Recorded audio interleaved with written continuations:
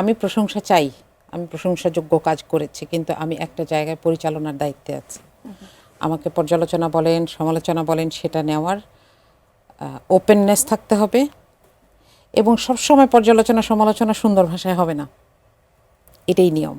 যেমন ধরেন, আমরা তো 24-এর পর আশা করেছিলাম যে রাজনীতিকে ভাষাগুলো আসলে পরিবর্তন না না না, আপনি যেটা বলছেন সেটা অন্য ভাষা। হ্যাঁ, আচ্ছা, ভাষার কদর্যতা একটা ব্যাপার, কিন্তু আমি শত্রুতা দেখাচ্ছি কি না, নাকি আমি ভুল ধরিয়ে দিচ্ছি, একই সাথে আমি আপনার দর্শকের প্রশ্নটার কথাও বলি যে এ পর্যন্ত 300-র অধিক আঞ্চলিক বিষয়ে জামায়াতের এমপিরা কথা বলেছেন, আলোচনা তুলেছেন, এমনকি এমন কিছু ভাইটাল বিষয়ে কথা হয়েছে যেটার ব্যাপারে পুরো সংসদ একমত হয়েছে।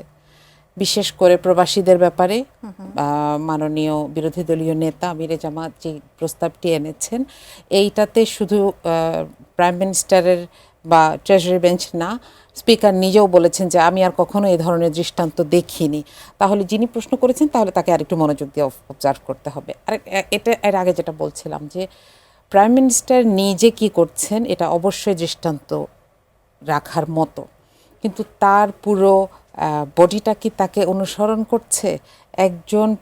একজন মন্ত্রী তার এলাকায় 3টি নতুন উপজেলার নাম রেখেছেন তার সন্তানদের নামে, এবং তাকে সংসদে জিজ্ঞেস করা হলো যে আপনার এলাকায় 3টি উপজেলা, সেগুলোর নাম আপনাদের সন্তানের নামে রাখা হয়েছে। উনি বলেছেন আমার সন্তানের ইউনিয়ন, উনি বলেছেন আমার সন্তানের নাম মীর দিগন্ত, সেটা তো শুধু দিগন্ত রাখা হয়েছে, মীর তো রাখা হয় নাই। হ্যাঁ, তো আমার মনে হয় সংসদকে খেলো করে ফেলার জন্য সরকারের পক্ষ থেকে যে দায়িত্বশীল আচরণ আমরা দেখতে চাই, সেখানেও এটারও অভাব আছে।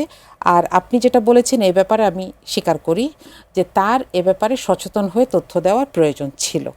এখন আমরা হয়তো তার একটা ব্যাখ্যার জন্য অপেক্ষা করব, তিনি কি বাবার জায়গায় দাদা বলতে গিয়ে ভুল করেছেন, অথবা এটা অপ্রাসঙ্গিক ছিল, এটা তার ব্যাপার।